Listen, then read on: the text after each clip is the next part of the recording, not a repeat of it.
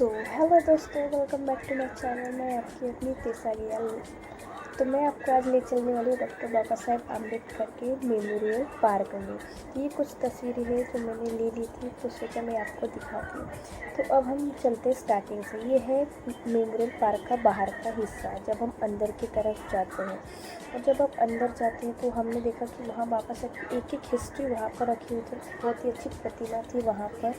तो हम अपने ग्रुप के साथ आए थे और एक एक व्यू हमने बहुत अच्छे से देखा था कि उनके साथ क्या हुआ था।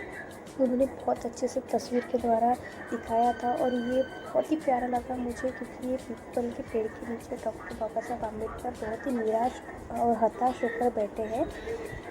पता नहीं उस समय क्या हुआ होगा, लेकिन बहुत ही नाराज़ लग रहे थे। उन्हें कुछ समझ में नहीं आ रहा था। इस टाइप का ये मुझे लगा यहाँ पर।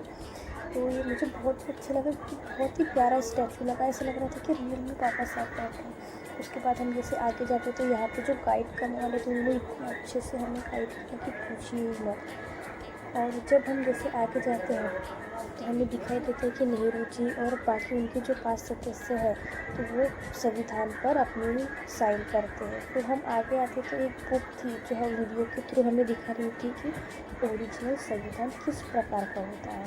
तो एक एक पन्ना वहाँ खोल रहा था कि ओरिजिनल संविधान गोल्डन कलर से बनाया गया है, तो उसके पन्ने भी गोल्डन में ही है। फिर मैंने सबका व्यू ले लिया एक एक संविधान का।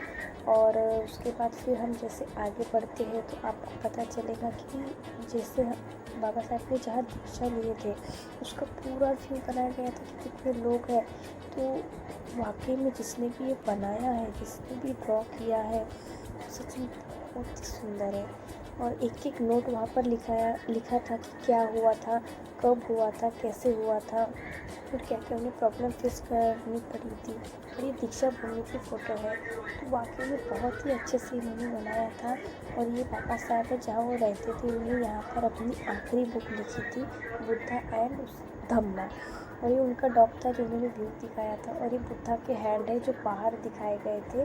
और फिर जैसे हम आगे जाते तो ये